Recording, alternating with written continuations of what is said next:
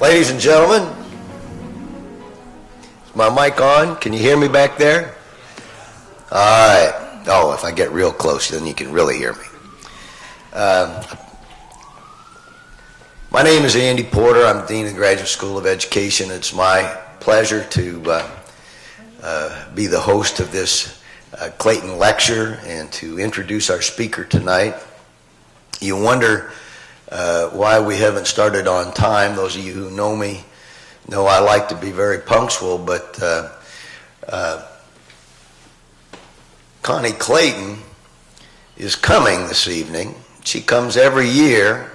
She's not here yet, and but she said she'll be here, so I was kind of waiting. So I think maybe at the end we'll find, if she's here by then, and I fully expect she will be, we'll find an opportunity to recognize her and the many contributions that she's made to Philadelphia. She's one of the former superintendents of the Philadelphia School District. And before I came to Penn, one of my predecessors had the wisdom to create a endowed chair in Connie Clayton's name and a annual lecture.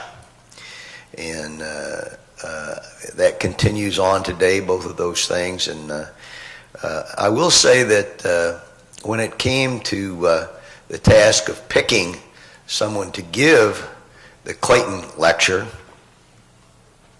we scour the world over.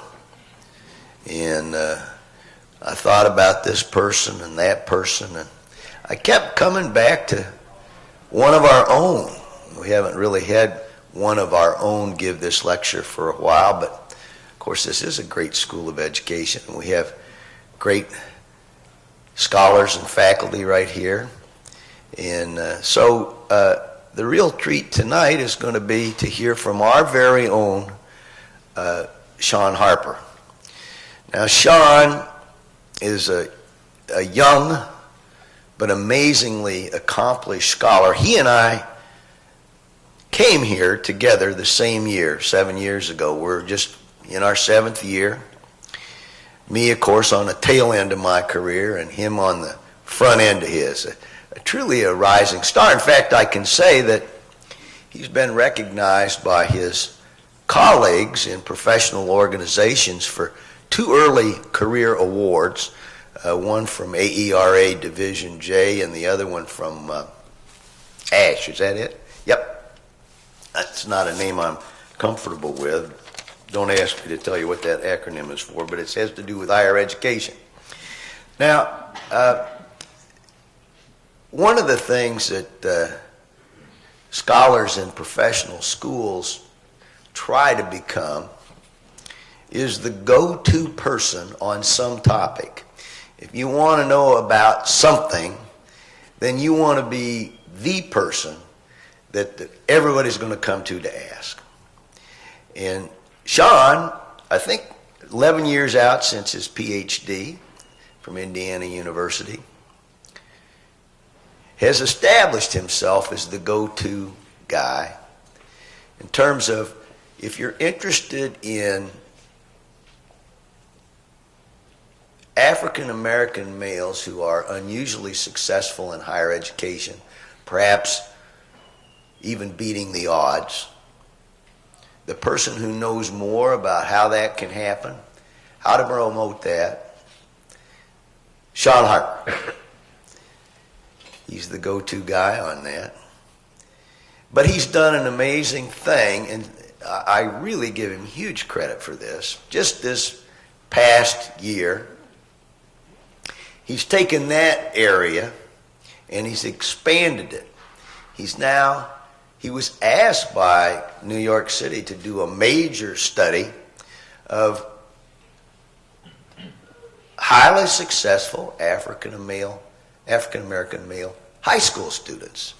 So now he's looking in higher ed, and he's looking in K-12. You'd be surprised at how few people actually do have significant research agendas in both of those two sectors. I think that's a beautiful thing. I think we learn through comparisons. I think Shaun understands that. In his tender 11 years, he already has 9 books and about 50 peer-reviewed or chapters and edited volumes. Very productive. I'm a guy who loves numbers. I like to divide numbers, multiply numbers, add and subtract numbers. That's a little over 5 per year. That's a pretty good clip. If he keeps this up till he retires, he'll have wiped me out. Good work, Shaun.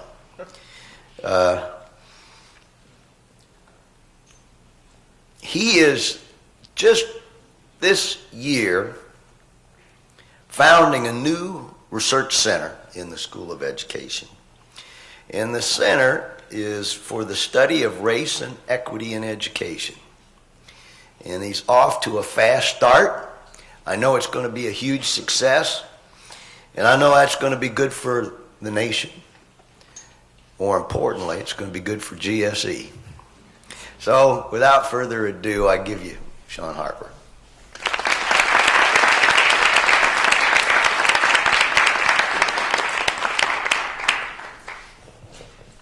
Thank you all for being here. Dean Porter, I would like to begin by thanking you for 3 things. 1, for a lovely and very generous introduction. Secondly, for being an amazing colleague and friend and dean over the past 7 years. And third, for inviting me to deliver this very important lecture in our school. This lecture is a big deal. As he mentioned, it is named for a giant in education. It was started by my friend and colleague and mentor, Dr. Diana Slaughter Defoe, when she became the inaugural Constance Clayton Endowed Chair in Urban Education here at the University of Pennsylvania. When Slaughter Defoe took on that chair, she thought it proper to convene not only scholars from across the university, but also community leaders and educators from across Philadelphia to honor the legacy that is Constance Clayton. 2 years ago, shortly after her retirement, Professor Slaughter Defoe edited a book of the first 10 Constance Clayton lectures in urban education.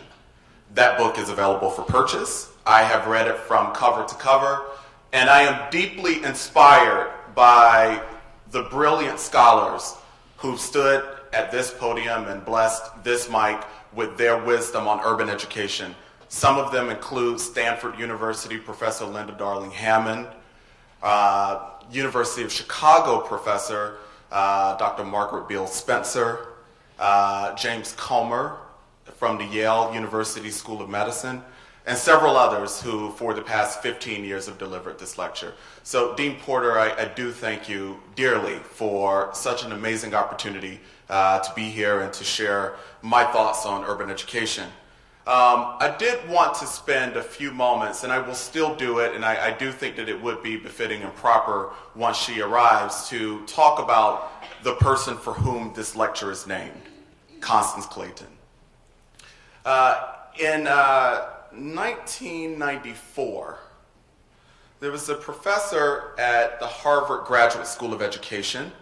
He's also an elected member of the National Academy of Education. Robert Schwartz wrote a piece about restructuring efforts in the Philadelphia public schools. Now, that was the formal title of Professor Schwartz's piece in the Journal of Negro Education.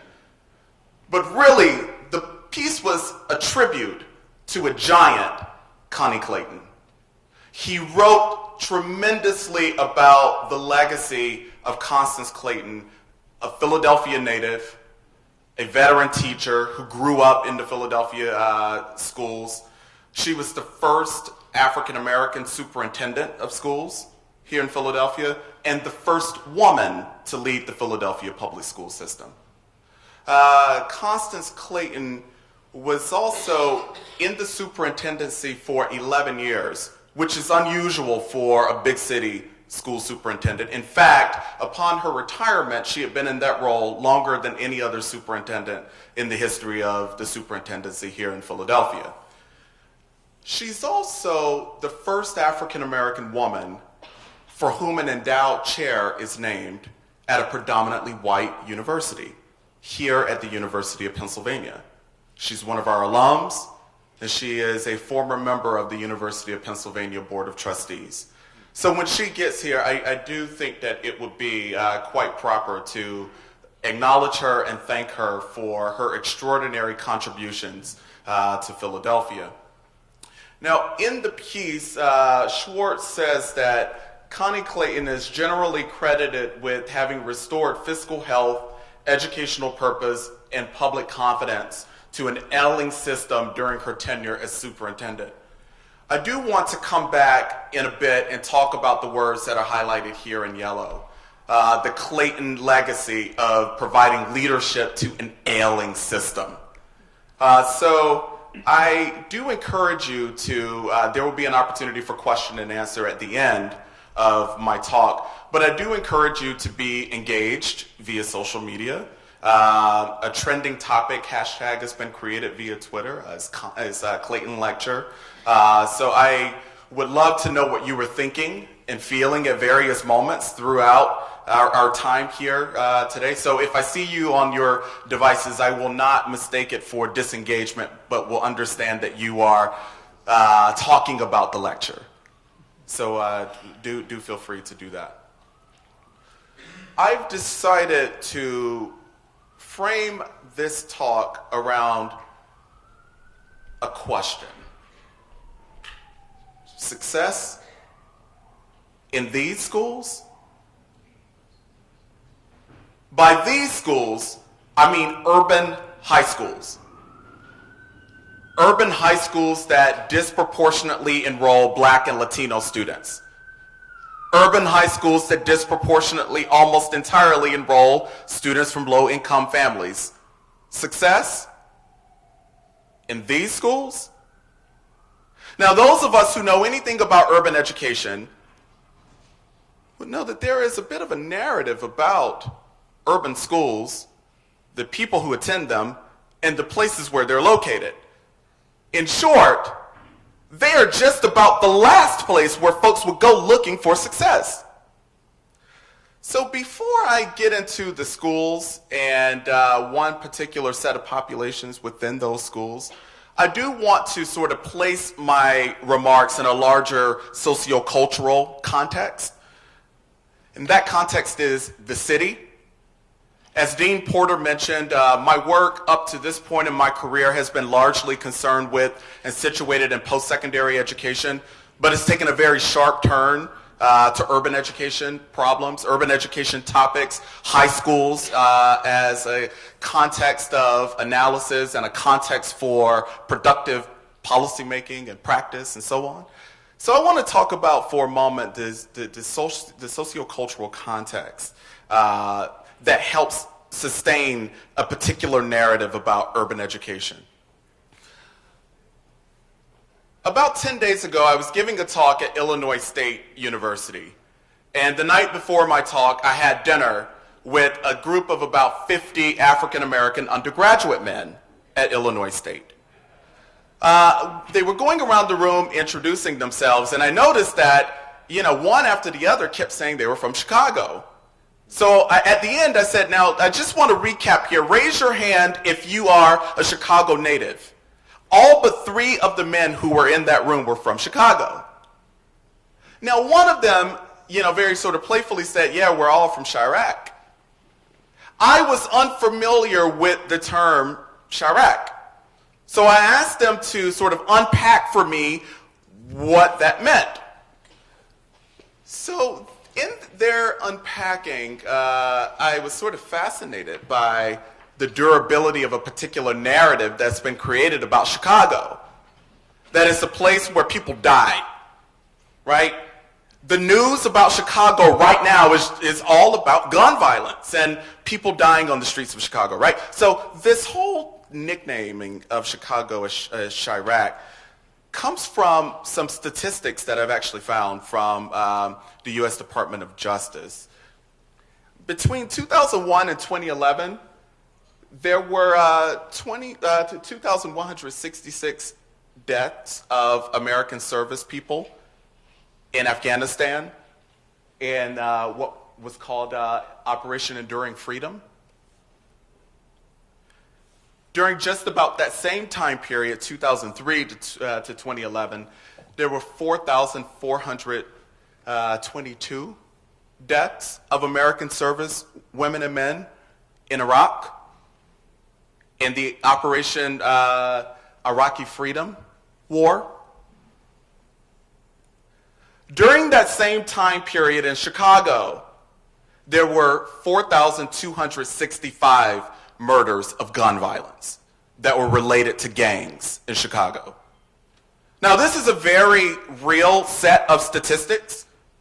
So just in case the math is not quite working for you, the short of it is here that just about as many young people have died in Chicago to gun and gang violence as did in the Iraq War. That's very real. There's a gun and gang problem in Chicago. There's one here in Philadelphia. You know, there is this nicknaming of Philadelphia, Killadelphia, in case you haven't heard that one, right? So, again, a very real set of issues concerning the urban context. Now, another is a set of realities in another Midwestern city, Detroit. You'll see here that Charlie LaDuff, who is a journalist, has written a book in which he offers an autopsy on Detroit. Now, an autopsy is offered when a place or a person dies, right? So the LaDuff book is all about the death of Detroit. And he tries to sort of place it in an explanatory, sociological context, although he's a journalist. And he talks about sort of the decline of the manufacturing and automotive industry and so on in Detroit. So according to LaDuff, Detroit is dead, right?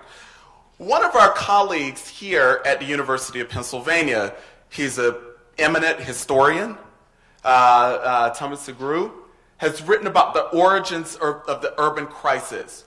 And he talks about in the book race and inequality in post-war Detroit. Now, he does not offer sort of this doom and gloom presentation of Detroit as an urban context, but instead makes clear that the people of Detroit never chose to suffer. They never chose to be poor. They never chose to have crime and poverty and guns and gangs around them, but those things were a byproduct of larger sorts of policy decisions that were made that negatively affected the place known as Detroit. Now, there was an article written in Time magazine about the tragedy of Detroit. And if you look at the image, right, it looks like the place is, in fact, officially dead. It looks like a wasteland. Now, what is problematic about this is that people live in Detroit. In fact, one of my colleagues here at Penn GSE, Ebony Thomas is her name, is a Detroit native. She didn't die. She wasn't killed in a gang. She actually went to college from a public high school in Detroit. She then went on to get a PhD from the University of Michigan. And now she's a tenure-track assistant professor at an Ivy League university. She's from Detroit. We never hear about people like Ebony in these things. Now, I'm going to get to Philadelphia in a moment, but before that, let me just take you over the bridge to Camden, New Jersey. There was an article written in Rolling Stone magazines, for sure not a peer-reviewed academic journal, that was called Apocalypse, New Jersey. And there were startling sort of words in the story about death and Camden being on life support, and the whole article is about an apocalypse in a place not too far from here. Now, in case the picture isn't becoming clear to you, let me just say one other thing, because I do want here to very much, again, acknowledge certain realities in urban context. One such reality that is written about in the Rolling Stones piece about Camden is the population decline. Now, you see here over a 20-year period that there is a downward trend in the Camden, New Jersey population. That's a very real issue. People are dying there, people moving away from there, jobs are moving and relocating from there, right? So you see this trend. But if you read the article, you would think that the trend line was more like this, that everybody had left, that everyone was dead, that Camden is a dead place. That's what this particular Rolling Stones article and lots of other things. Try Googling Camden, New Jersey. And if you don't feel like reading, then just click over to Google Images and see the kinds of iconography that you see for a city for which there has been this apocalyptic narrative created. Now, if this has not become clear to you so far, we've talked about Detroit, we've talked about Chicago, we've talked about Camden. These are all places where a bunch of black folks live. Now, for sure, when people are talking about gun violence in Chicago, they're not talking about on Michigan Avenue. Right? They're talking the south side of Chicago. So south side Chicago, Detroit, Camden, these are places where a lot of black people live. Now, as a black American, these kinds of one-sided portrayals of my people and where we live aggravate me. I'll say a bit more about that in a bit. Let's talk about schools in Philadelphia, and we need not look any further than this month's issue of Philadelphia Magazine. So you see a child sitting with her hands and feet tied with the headline, "Help." Unless somebody does something real fast, Philadelphia is going to hell. This particular article suggests. Now, sure, there were ailing public schools here in Philadelphia when Connie Clayton was the superintendent of the school system here. But I'm just not so sure if things are as doom and gloom as they are written about here and elsewhere. Sure, schools have been closing in recent years. Absolutely, there is the whole debacle of the shortage of school nurses and guidance counselors and other kinds of resources in the Philadelphia schools. But is that all of the Philadelphia schools? Is that all that we know of them? Is that all to them, these problems that get written about and talked about over and over and over again? Now, the Philly schools, in most people's imaginations, you can't really see this very well. The lights are a bit too bright here in front of the screen. But there's a school on one side here, on your left, that has students walking through a metal detector. It's not a very bright place. In fact, it sort of evokes images and feelings of a prison, right? That you're not walking into a place where lots of good learning is occurring. Then you see on the other side a beautifully, brightly lit school where all of the walls are lined with pennants from colleges and universities across the United States. So oftentimes when people are talking about Philadelphia schools, they're talking about the schools on your left. Then they get juxtaposed with some charter schools, not all, some charter schools that are able to create environments that look like this one, and wealthy independent schools that have the resources to create a college-going culture and these kinds of things, right? That's how the Philadelphia schools are often imagined and talked about. So we've talked about cities, we've talked about Philadelphia schools for a moment. Let's spend just a second talking about young men of color. Another area where there's nothing but bad news. And what I'm calling here in this talk, bad math. No, I don't mean, Dean Porter, that the math is inaccurate, in that it's mathematically inaccurate. I do suggest that it's bad math and that it's inaccurate because it only represents half of the equation or parts of the equation. This math does not tell the whole story of who young Black and Latino men are. Now, by bad math, I mean these constant statistical indicators of the condition of young Black boys in urban schools. What you see here is a familiar headline. Research shows that 1 in 40 African American boys will complete college. Then you see the one lone Black guy sitting in the classroom with the 39 empty chairs around him.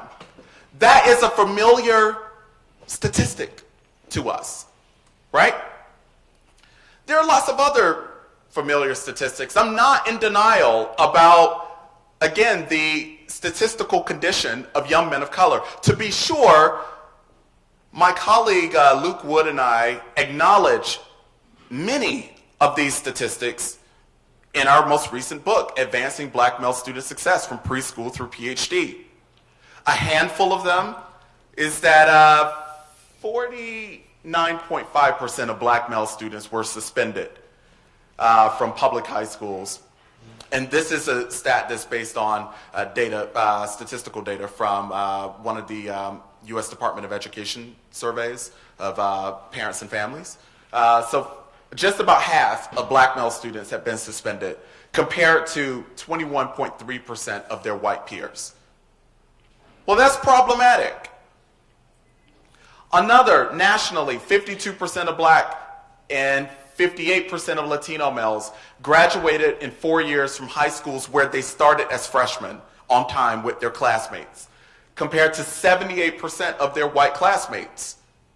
Well, that's alarming. That's really bad. Bad math here. In 38 states and the District of Columbia, Black males were lowest among all high school graduates. Rates for Latino males were lowest in 11 states. So we're talking just about all 50 states here.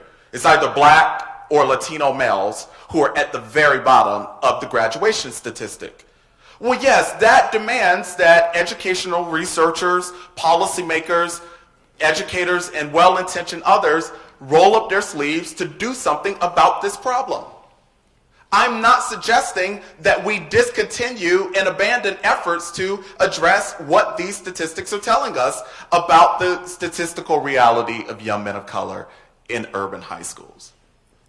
Another is very recent, and it's a data point from the College Board about students taking AP exams, right? So what you see is that of the students who were eligible to take advanced placement courses and students who were in advanced placement courses and were supposed to take the AP exam, among Black males, only 28% of them actually enrolled in AP courses and or took the AP exam. 78%, 72% of them did not. 28% did, 72% did not. So this suggests that even among achievers, Black males who are doing well in school, who should be taking advanced placement courses that would prepare them, really well for college, that there's a shortage there, right? That they're not being tapped and sort of introduced to those courses. The last one that I will share, which is not situated in secondary ed or in high schools, but it's an important one. Across four, and this is from mine and Frank Harris's policy report. with the Institute for Higher Ed Policy in DC that we wrote 2 years ago. We did an analysis over 4 cohorts of black undergraduate men at public universities across the nation. And we found that exactly a third of those guys graduated within 6 years. 2/3 did not. Right? So far I've talked about a lot about high schools, right? Getting young men of color to college. But they also need to be successful once they get there. Otherwise, all these efforts to promote college going and college enrollment are for naught, right? 2/3. In fact, black undergraduate men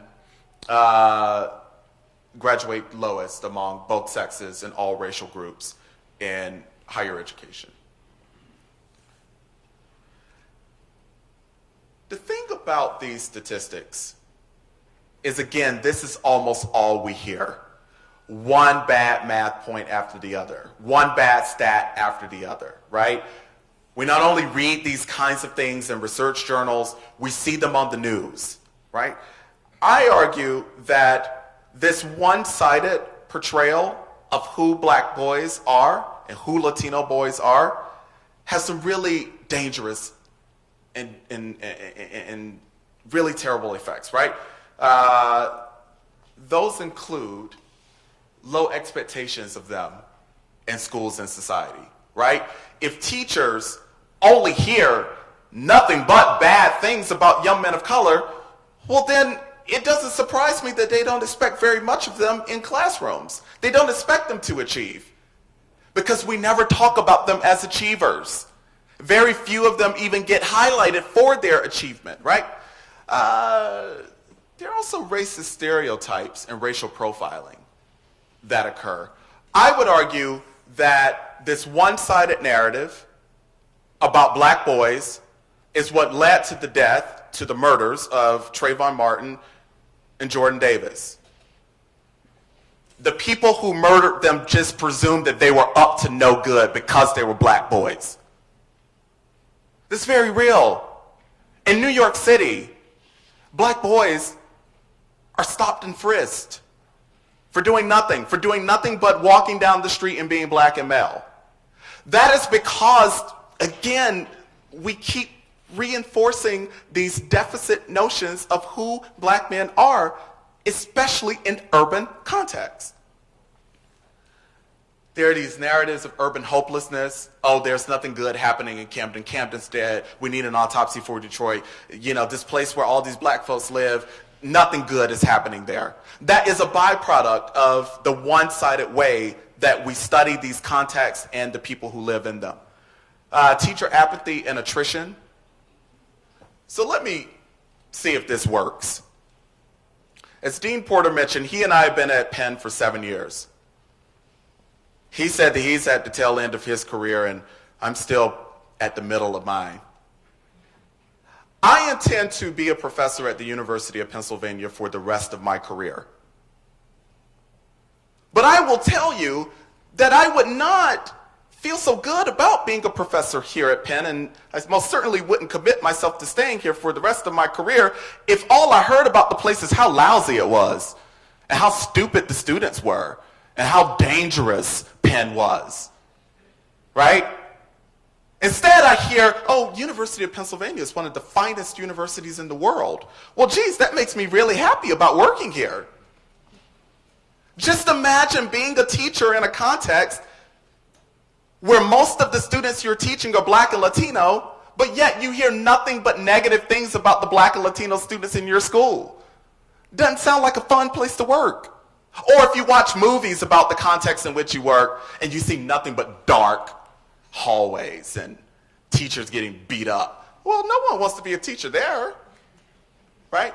The last thing that I will say here as a segue about sort of the cumulative effects of these one-sided misrepresentations of urban contexts, urban schools, and urban male youth is that they do lead to deficit-driven practice and policymaking. What I mean by that is that well-intentioned educators and policymakers attempt to craft solutions in response to these vexing statistical realities that are based on bad math. They're based only on the bad stuff, right? So they try to fix a problem that will supposedly lead to success without having studied students who were successful. Well, that just doesn't sound right to me. I do want to go back here to this one image that I sort of kicked off this whole bad math campaign with. The one that research shows that only 1 in 40 African American boys will complete college. What I did not mention about this image is that I snagged it a couple years ago from the Urban Prep Academy website. Urban Prep is a charter school in the Chicago area for black boys.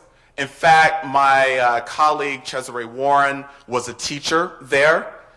More specifically, this particular photograph was taken in the class where Cesare taught. Now, he lived in Chicago, by the way. He's still alive. He's right there. He wasn't shot. He wasn't killed by gangs there. He's right there. This image was taken at the school where Cesare was a teacher. What I didn't tell you about it, though, is that when I went to the Urban Prep website, this is the first image that came up. But within 3 seconds, it shifted to this image. Research shows that only 1 in 40 African American boys will complete college. At Urban Prep, we believe all our graduates will. And you see the classroom full of very bright, promising, good-looking young men who look like they are, in fact, college-bound. This is a profound statement of high expectation for young men of color. Now, to be sure, it's not just a statement or a belief or an aspiration. Urban Prep has, in fact, achieved some real results. For example, for 4 consecutive years now, 100% of their graduating seniors have been admitted to at least one 4-year college or university. 100%. This is a public school. It's a charter school. I'm going to say a bit more about that in a second. Public school, 100% admitted to colleges and universities. Now, some of you might be skeptics and say, well, you know, it takes nothing to have people, you know, just submit an application to, you know, places that are not all that competitive. Well, in the class of 2013, last year's graduating class, they were admitted to over 120 colleges and universities across the country. Some of those include Cornell, Dartmouth, Fisk, where my colleague Vivian Gaston earned her degree, Georgetown, Morehouse, and most impressively, University of Pennsylvania. 100% of their graduates. They got admitted to some fine places like this, and they got over $6 million in scholarships. Last year's seniors at this school with black boys. Well, doesn't it make sense to try to figure out, well, what it is that is happening in places like Urban Prep that allows them to achieve these kinds of results? Right? I am convinced that these results are well on their way to being replicated in a different set of contexts. So, you know, this isn't just a fluke. So I'm going to share with you here for a moment this quick clip that gives me hope about replicating the Urban Prep success.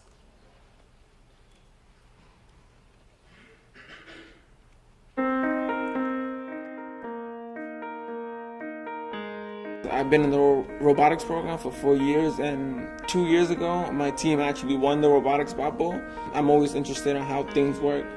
When I first came from the Dominican Republic, it was hard because nobody else knew Spanish, so I couldn't communicate with the teacher, nor could I communicate with the students. You're not supposed to do it like this, you're supposed to do it like this. Yeah, much better. When he was in the 3rd grade, it was even hard for him to spell his name. They give him more time, they take time for him to learn. He went from 0 to 100. The whole world changed. The school, they helped my kids a lot. Oftentimes I think we look at it through a deficit-based model and thinking that there's just something wrong and broken with our young people. Sometimes it could be the institution. What makes ESI so important is that it shifts the onus of student success from the students to the schools. Principals, guidance counselors, and teachers are working in deeply committed ways to make this environment better for students.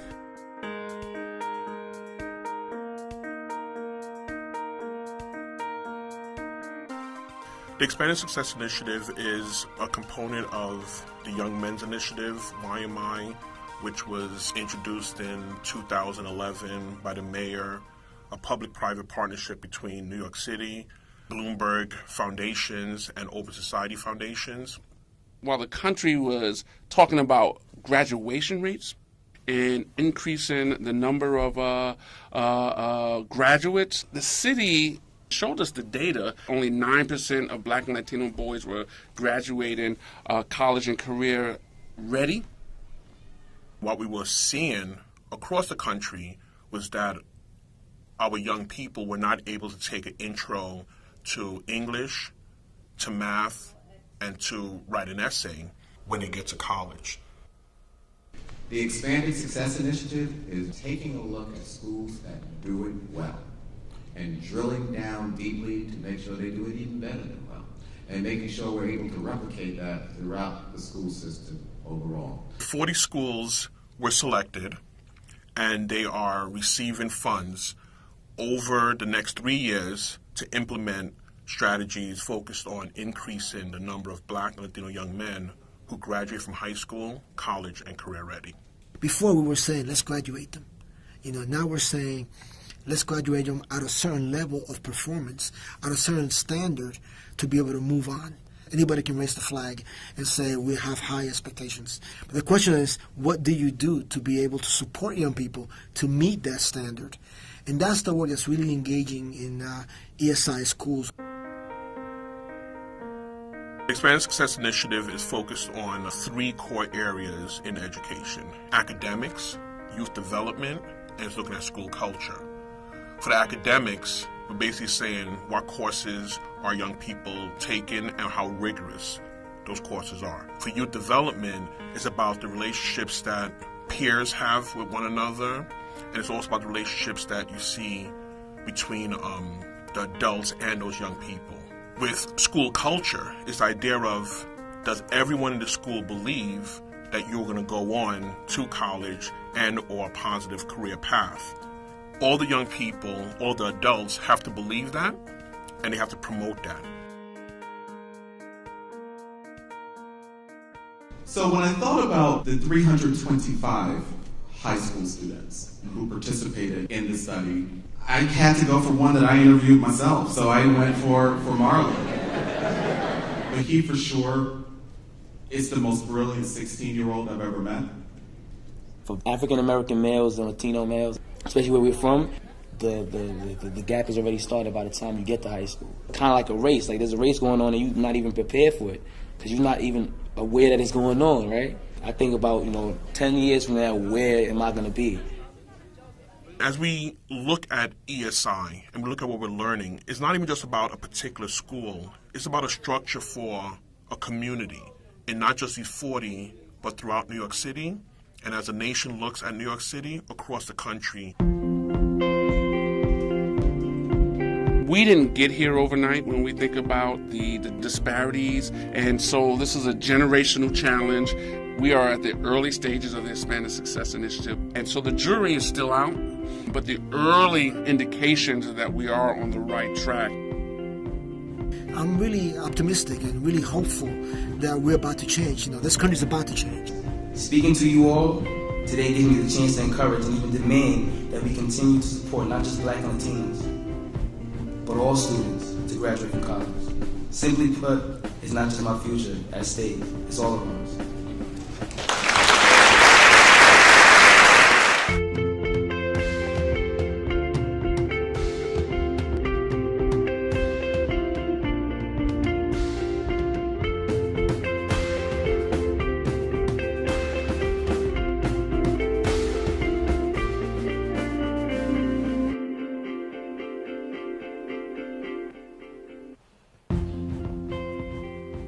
It was my fascination with seeking out success that led to a partnership between the New York City Department of Education, Open Society Foundations, and the Center for the Study of Race and Equity in Education here at the University of Pennsylvania.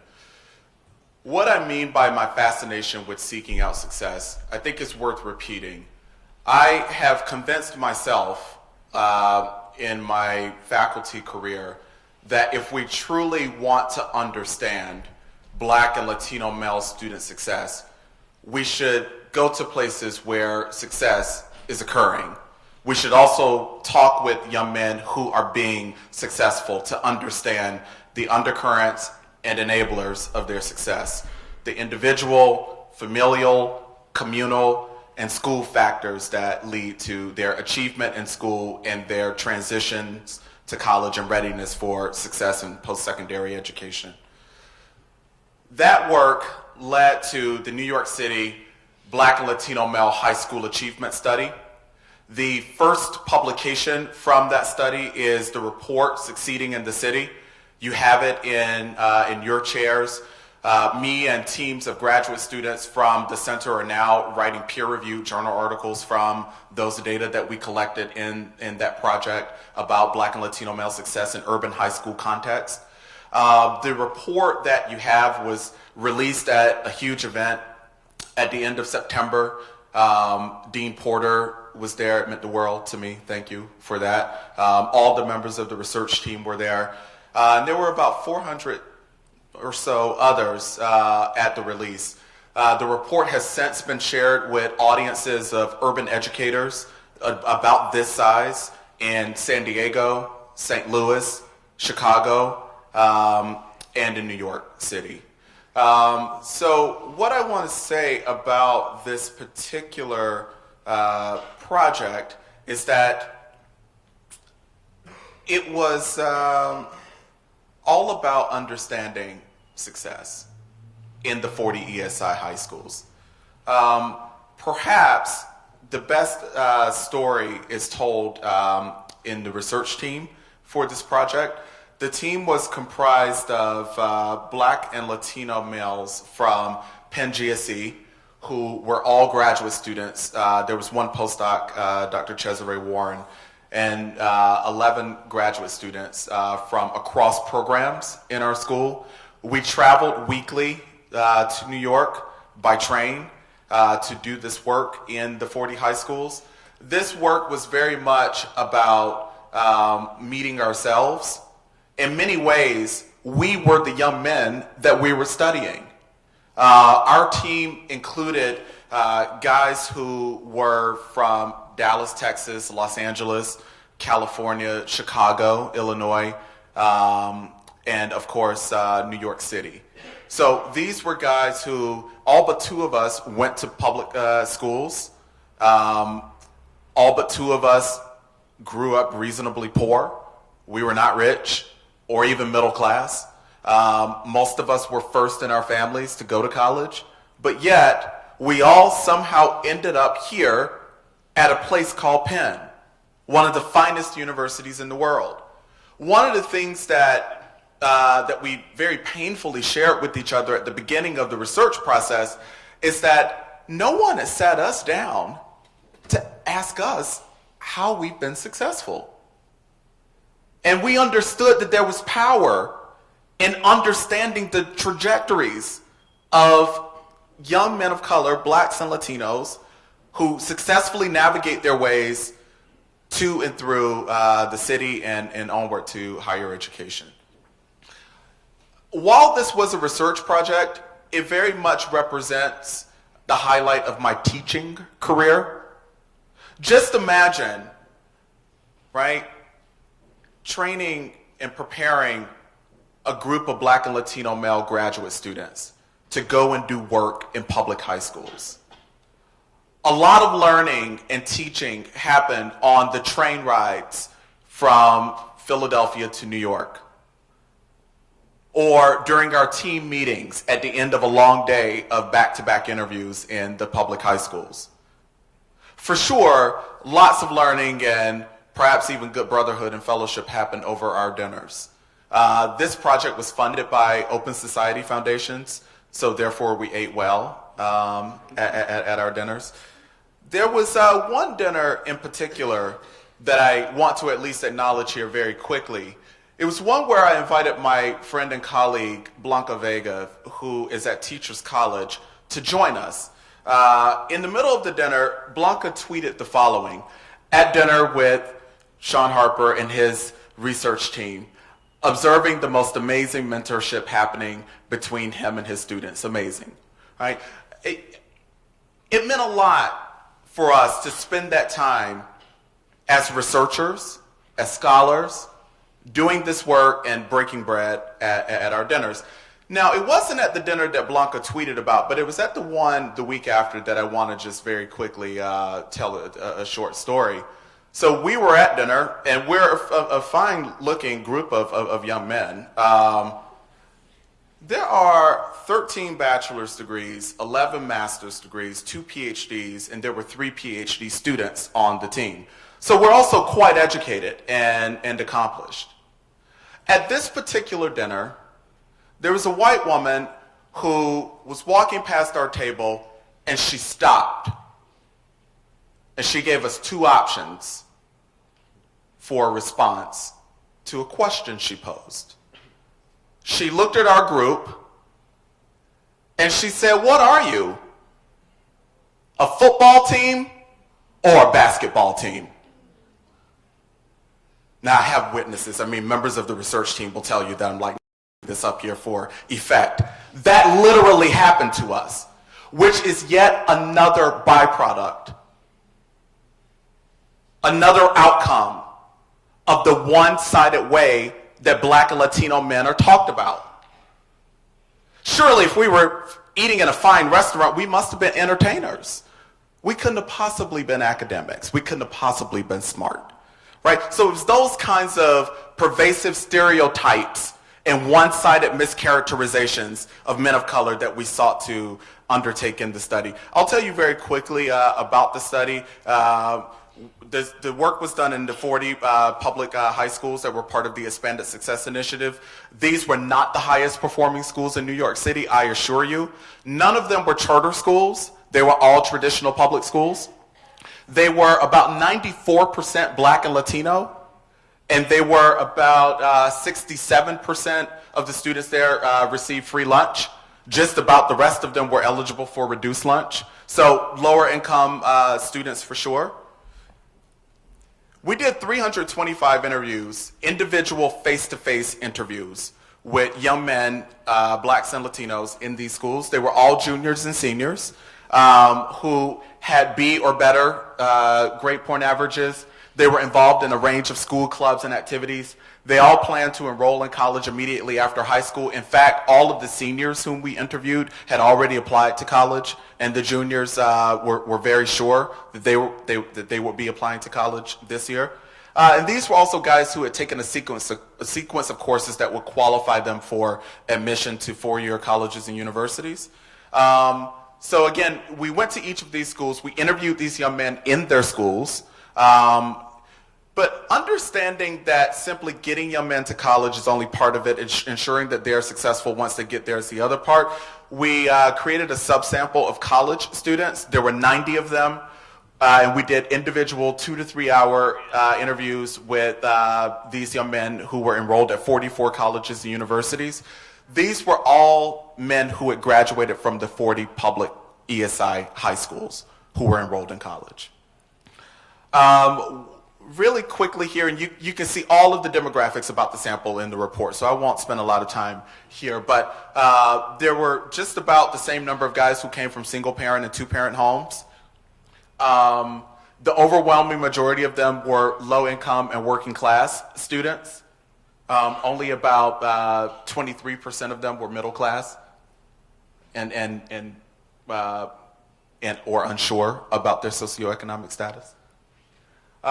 You will see here that more than 2/3 of them would be the first in their families to attend college. One thing that I do think is noteworthy here, among the high school students, you will notice that unlike that AP statistic that I shared with you several moments ago, many of these guys had actually taken AP courses and the AP exam. In fact, about 18% of them had taken 4 or more AP courses. Now, we don't have enough time for me to tell you what we found in the 415 individual interviews. It's best summarized and captured in the report that's in your seats. In that report, we tell you how these guys talked about their families and the value that their families place on education, how they were affected by high expectations from family and community members and teachers and others, how they avoided neighborhood danger, guns and drugs and other kinds of trappings that are commonplace in many urban contexts. What they appreciate about their neighborhoods is also something that we tell in the report. They actually found some beauty in their neighborhoods, and they told us a bit about that. We also talk about how their reputations exempted them from gang recruitment and gang activity. We talk about how they describe their school environments, what they say about adults in their schools that led to their success and so on, why they think they will succeed in college, and where they plan to live after college. Spoiler alert, these guys plan to return to New York City, and many of them hope to live in their actual neighborhoods. Now, I do want to just very quickly talk about one set of findings, and I'm going to go back to the graphic that I shared with you earlier with this juxtaposition of 2 high school contexts. One is sort of the urban school portrait that you see in movies, on television and elsewhere, dark, metal detectors and so on. And then the other is this other school that has a lot of college-going messaging going on. Now, if you were not a more sophisticated audience, I would engage you in a game, and I would say, guess which one of these is the urban public traditional school? Now, most people would say, oh, it's school A. School A is the urban traditional school. Well, actually, they both are. Both of these are urban public school contexts in New York City. My point here is the point that I've been trying to convey in this entire talk, that this is a reality, but it's one-sided. This tells us something about success. How a school is able to create a college-going culture at no cost, by the way. So I asked the principal the day that we were in this school, wow, I'm really fascinated that every square inch of every wall around the school has a college pennant. How did you do that? He said, well, we had a volunteer who was a parent who spent some time in the school and wanted to do something. So I gave this parent the task of contacting colleges and university admissions offices across the country and asking them to mail us a free pennant. That's how they got these. It cost nothing. Just a little creativity to create a place that looks like a private prep school. I'll give you some other examples. Yeah, students in these schools were absolutely going to college and were being admitted to college. We saw it.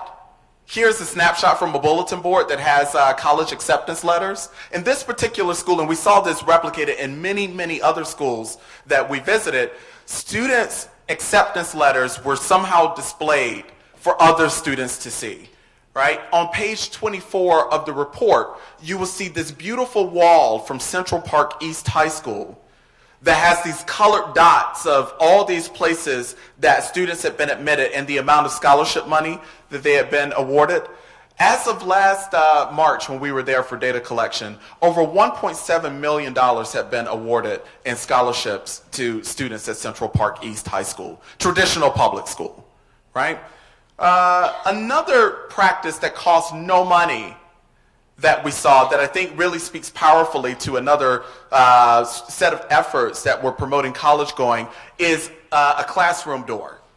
So what you see above this particular classroom door is a laminated sheet of paper that says Amherst College. Well, that's the college that the teacher who teaches in this classroom attended. She had a bachelor's degree from Amherst. So every classroom in this particular school If the teacher had 2 degrees or 3 degrees or just 1 in this case, there were the names and the logos of those places. Students were encouraged to talk with their teachers about where they went to college and to ask lots of questions about what is it like at Amherst? What kinds of students does Amherst seem to be most attracted to? How can I get into Amherst? And teachers were encouraged to talk with students about leveraging their social and political capital on behalf of their students to get them admitted into the colleges and universities they attended, right?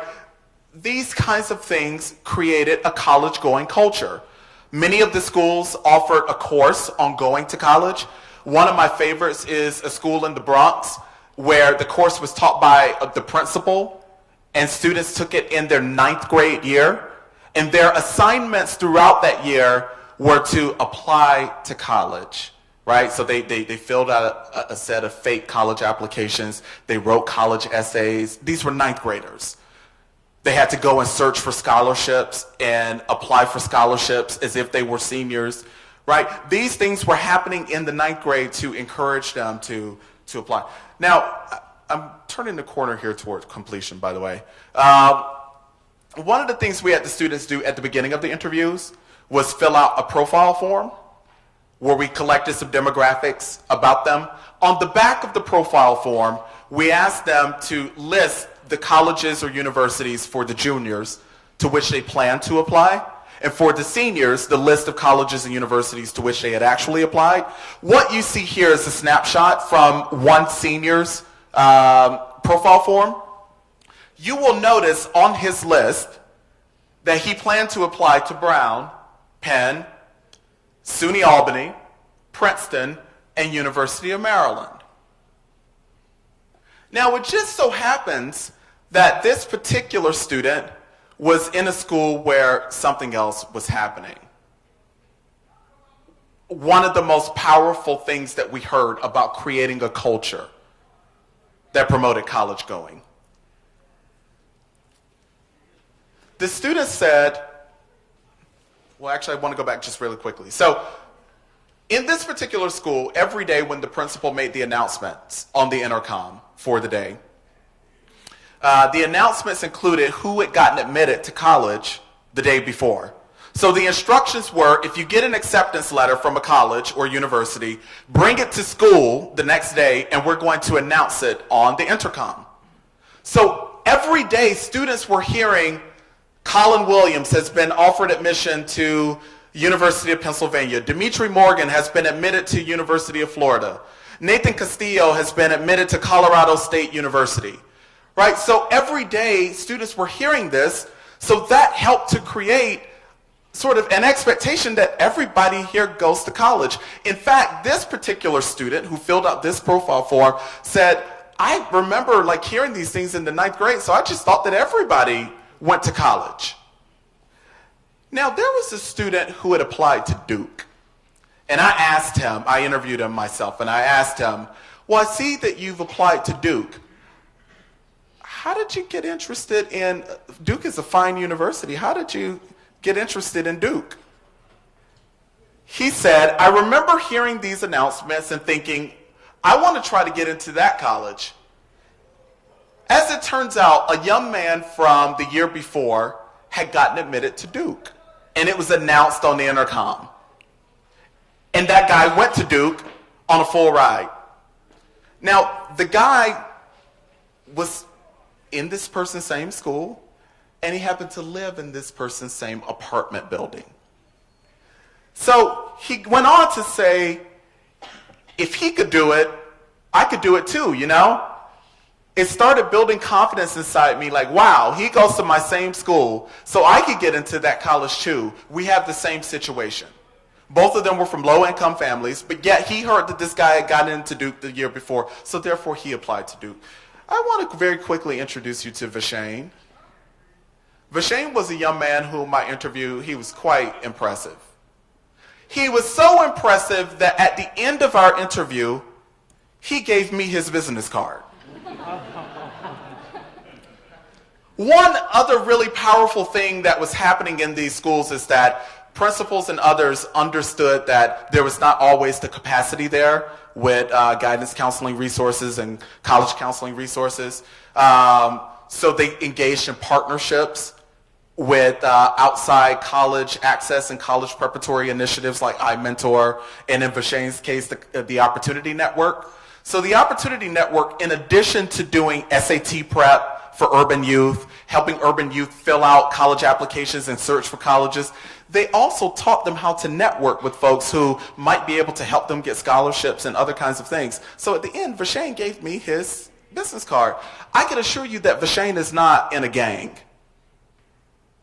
I could also assure you that the guy, Ishmael, who sent this text message to my doctoral student, Colin, is not in a gang. Ishmael said, hey, Colin, is Israel, or Israel's his name, sorry.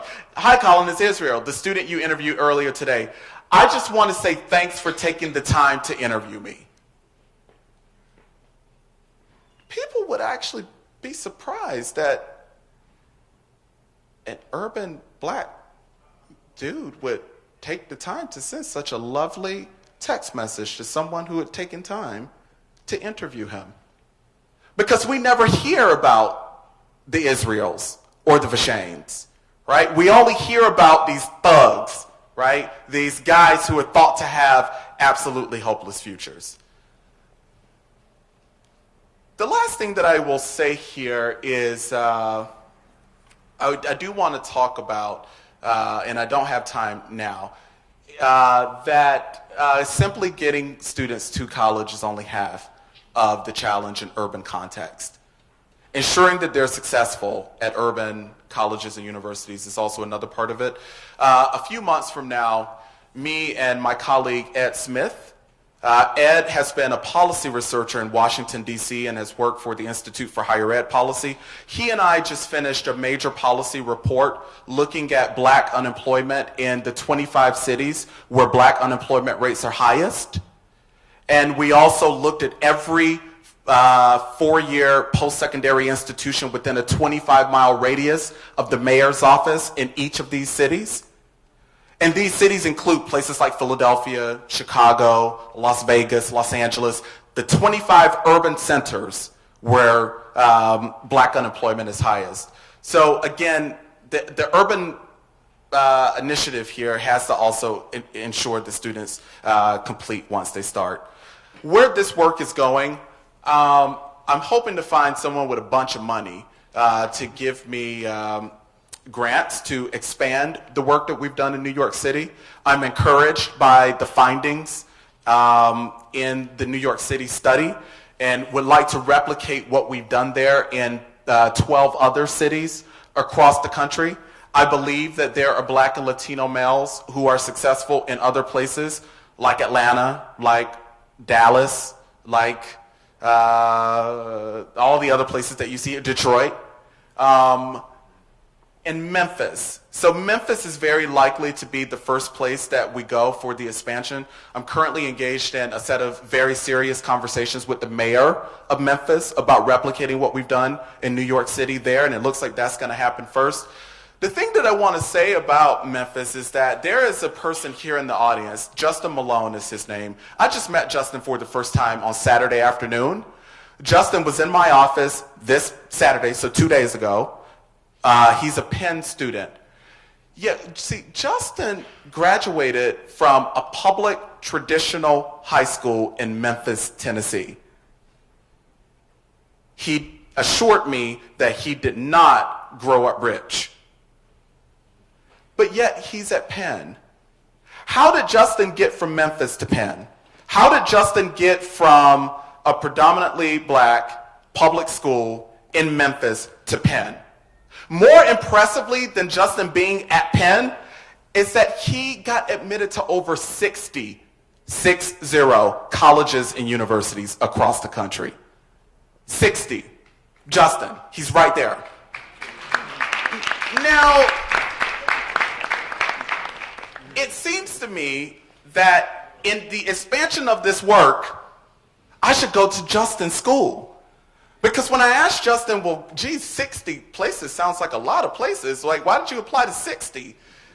He said to me, well, in my school, we were encouraged to apply to college, apply to college, apply to college. This was a traditional public school Justin attended, where this pervasive messaging about applying to college was reinforced over and over again. So he applied to 60, and he very wisely chose to be a student at Penn. You will notice that the expansion plan for this national study of Black and Latino male success in urban high schools does not include Camden, although I talked a bit about Camden. I want to just say that I have some other plans for Camden that are a bit personal for me, right? So you see this beautiful shot here of the Ben Franklin Bridge leading into Camden. Now, it doesn't look like Camden's on fire here, right? It actually looks like a place where people would want to live. It looks beautiful. It's bright, looks like a city. So I live down at Penn's Landing. Every morning, I literally wake up to this view of Camden, New Jersey. When I open my eyes in the morning and I look out my bedroom window, I don't see an apocalypse happening on the other side of the bridge. I don't see, big clouds of dark smoke. I see sunshine. I see light. I see life over there. It's because I choose to see the other side of Camden, right? So I have proposed, I'm working right now on a proposal to the W.T. Grant Foundation for their Distinguished Fellows program to do a 2-year ethnographic study in Camden, New Jersey. Now, for sure, I am a qualitative researcher, but I'm not an ethnographer, so this would be my first ethnographic project. But I'm hoping to spend 2 years in Camden looking for life, looking for success. I am convinced that just because it's a bunch of black folk who live on the other side of the bridge for me, that it's not all bad over there.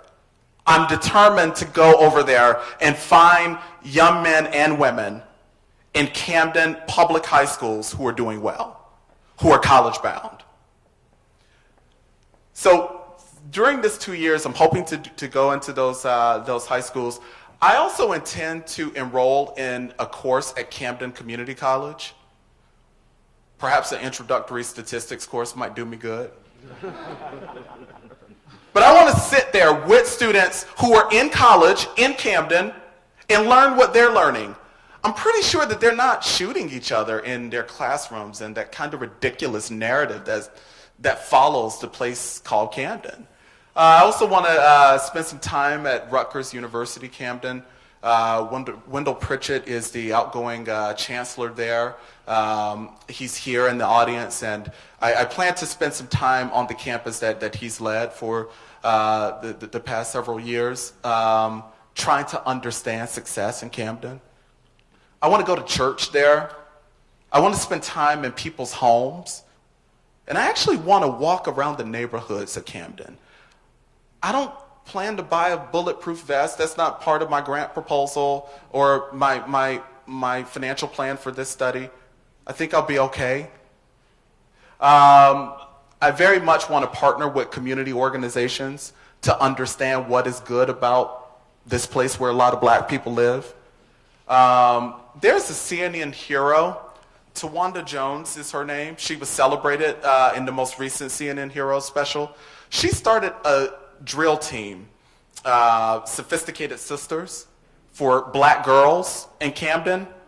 Yeah, I want to spend time with Tawanda and the Sophisticated Sisters, understanding how that initiative keeps them off the street and focused on going to college. All of the Sophisticated Sisters have graduated.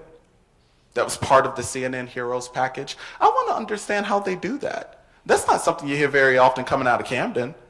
My partner is here. I'm pretty sure that we probably won't be renting an apartment in Camden, but I sure would like to even live over there for this 2-year period. But the point here is that I very much want to understand life beyond death in this place called Camden. I'm going to wrap this up here by going back to the Schwartz tribute piece to Connie Clayton that he wrote in the Journal of Negro Education. And I want to end with a quote from Dr. Clayton in the piece. Dr. Clayton said it was about sort of this focus on high schools during her superintendency. She had done a lot of work early on elementary schools and early schooling experiences, but then there was a shift to high schools. And Schwartz asked her why this shift to high schools in Philadelphia. Dr. Clayton said, and I quote, "I was tired of reading national data about high school graduates who couldn't read, couldn't fill out an application. I must tell you that there were many who thought I was crazy to take on high schools, that it was already too late." People thought it was too late here in Philadelphia to do anything about these ailing high schools. Dr. Clayton said, "But since my position is I don't write off any child for any reason, it seemed imperative that we zero in on high schools." Like Dr. Clayton, I'm tired of hearing nothing but bad news about places where large concentrations of black folk live and are educated. I'm tired of reading nothing but bad math about black and Latino young men. And I'm tired of reading nothing but deficit-oriented studies and one-sided media depictions that tell us nothing about success. It is for these reasons that I will continue to commit myself to seeking out success in the city, in city after city after city, in urban high school after urban high school after urban high school across this country. Thank you.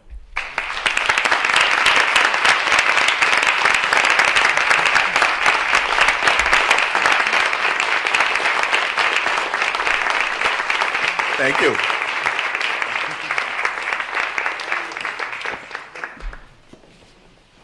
Shaun, so some questions. We've got some mics, so if you want to, go over to the mic. Please.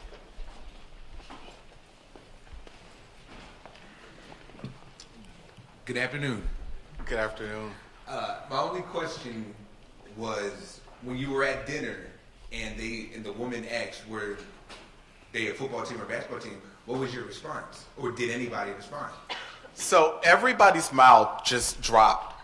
And honestly, I cried. Like I literally cried. That was my response. I cried. And I can't even remember like if anybody like ever said to her, I mean the other guys are here, did anybody say anything to her? I can't even remember. Yeah. Dr. Warren says that someone said that we were from Penn. Yeah, but I just remember crying. Thank you. Good afternoon. Thank you for everything that you said. Thank you. My name is Chris Johnson, so I have a lot of questions to ask, but I promise I'll only ask one. Okay. So just to let you know who I am, I saw the two pictures you have. So I'm the former principal of Ben Franklin High School in Philadelphia. I'm also currently the new principal at Science Leadership Academy at Beaver. So I've done a lot of work with young black males. And I was happy to see that you did your case study on 11th and 12th grades. Knowing that, we all know that by the time you get to the 11th grade, you are pretty much guaranteed to graduate at that point in time. Have you found out any information about working with the middle school kids and working with those kids who traditionally have dropped out of school? You know, those ones that don't have the support that the ones in your study that have, and that's the first question. Second question is, why haven't you worked with Philadelphia? I saw all the other towns that you want to work with, but really no mention of Philadelphia. Sure. So my quick answer to your first question is that no, I haven't looked at middle schools. Because my work is largely concerned with college readiness and students' transitions from high school to college, my work has been situated there. There is good and important work that obviously needs to be done in middle schools and perhaps even on ninth graders, but I just haven't devoted that a portion of my research agenda to that. The question about why not Philadelphia. So my response to it is manifold. One is that Philadelphia for sure is on the expansion plan for the study, right? So as we replicate this in other places, Philadelphia for sure will be a part of it. We started in New York because the New York City Department of Education asked us to come there and do that study. And Open Society Foundations gave us the money to do the work in New York. But I am hoping that some foundation here in Philadelphia will support the replication of the Philadelphia work. So that's one. Another thing that I will say, and it sounds, perhaps like, I don't know, ego stroking maybe, but I do a lot of work at the Community College of Philadelphia.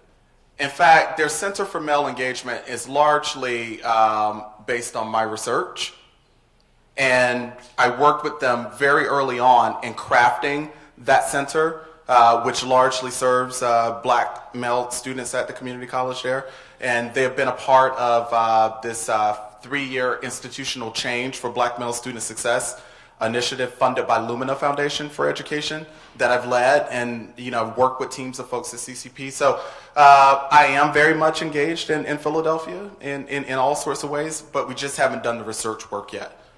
But it's coming. Hello, good afternoon. Thank you. I definitely appreciate your work. Thank you. I'm a native of South Central Los Angeles, and I too kind of... Stand up! Yeah, I was just there 2 weeks ago, and I didn't get shot. Yeah.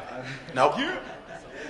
Well, I definitely agree with the kind of narratives the insidious narratives that are involved when you do leave those communities to higher education. And I find it very frustrating and difficult when I was an undergraduate at UC Berkeley and being asked if how I survived being a gang member and those types of questions.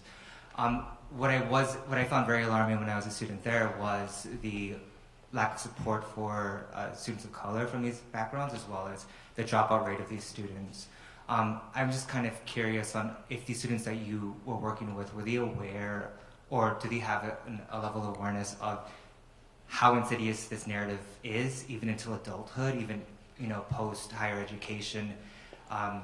Just speaking from my own experiences as a working professional and post undergrad, encountering these microaggressions from colleagues, as well as mischaracterizations of who I am and my ability to work with students of color.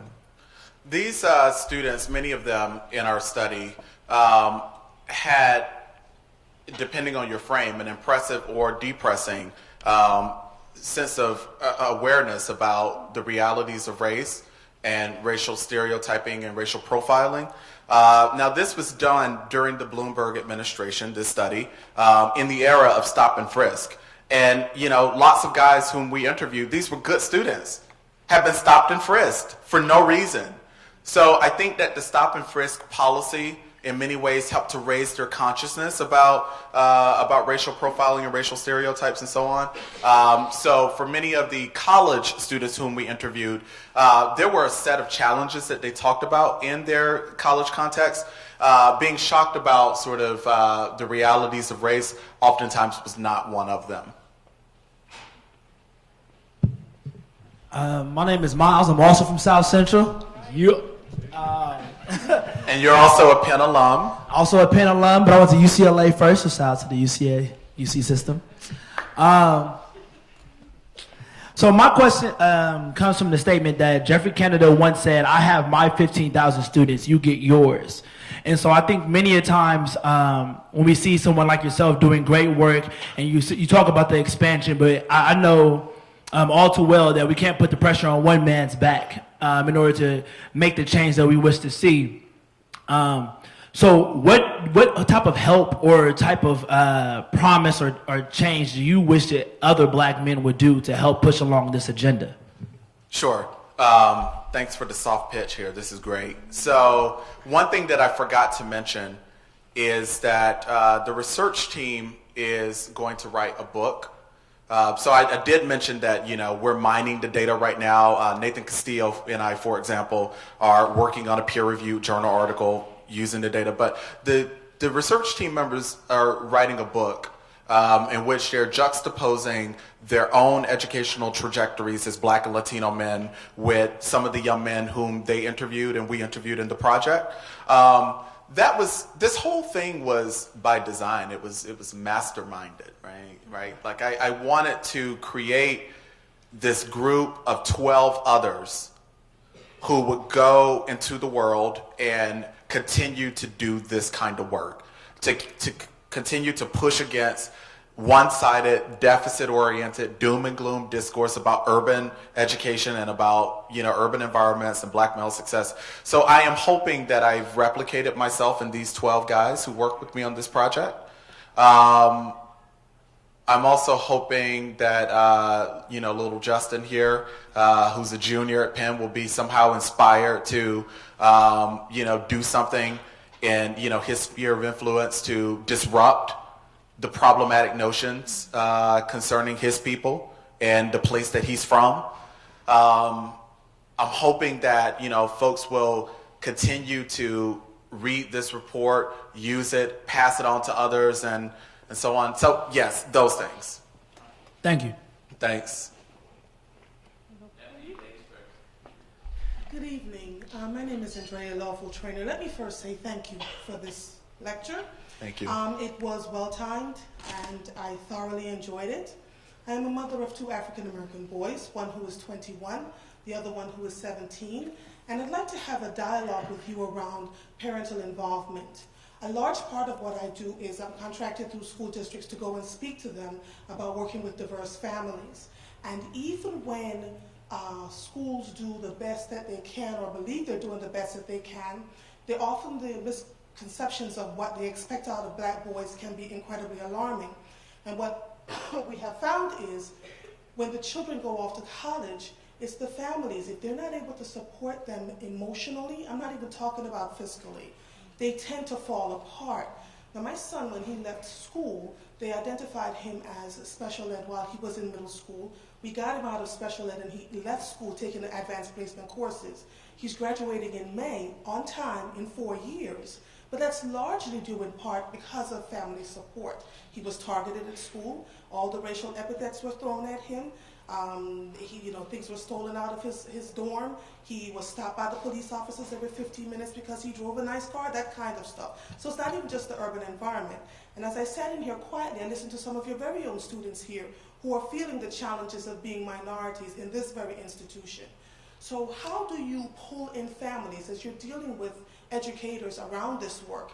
How do you pull in families who have made it happen, right? And can show that this is what you can do once the children get to college? Sure, great question. I think one of the things that we have to understand are the upsides of parent engagement. Like many other questions concerning people of color, most of what's written about parent engagement is about why parents are so disengaged. Well, what about the engaged parents? There are some, there are many, and the students in our study talked a whole lot about the engagement of their parents and the consistent articulation of high expectation from their parents and the kinds of things that their parents did to keep them out the streets and out of gangs and those kinds of things. Well, shouldn't we try to learn from those families? We have no structure that, facilitates learning from, families about sort of the productive sort of outcomes and so on.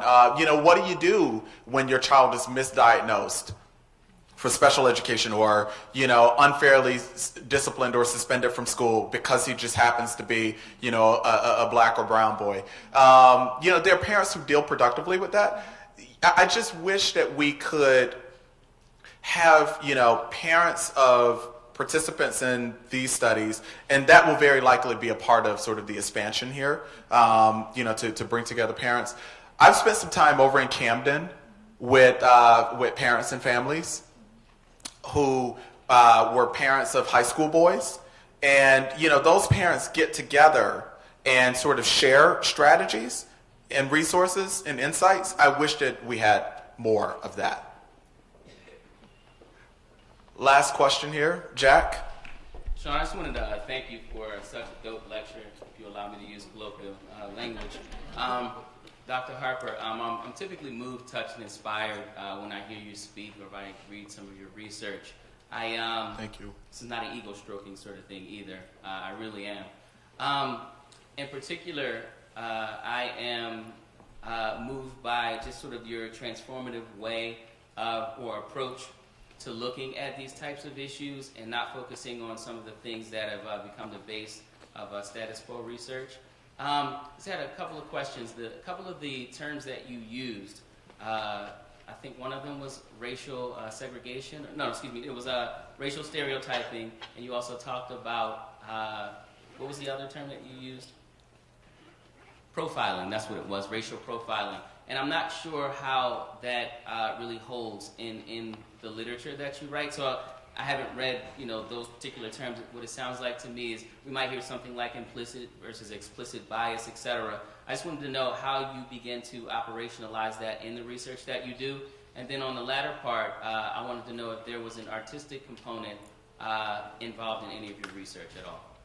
Well, so your second question for sure is much easier to answer than the first. No artistic component, unfortunately. I mean, there were obviously some guys in the project who, were great musicians and great poets and things, but we didn't necessarily sort of go looking for artistic kinds of measures of success. Yes, so the racial stereotyping and profiling, I've written a lot about that, particularly in my college work. There's an article that I'd be happy to share with you that I published in the International Journal of Qualitative Studies in Education, QSE, a few years ago about the stereotyping of young black men. Another piece I wrote last year in the Review of Research in Education takes on sort of these stereotypes that confront young men of color. I've taken that on. I don't know what else to say about it. Sorry. And you asked the last question, so I think I'm out of gas here. So thank you all for being here.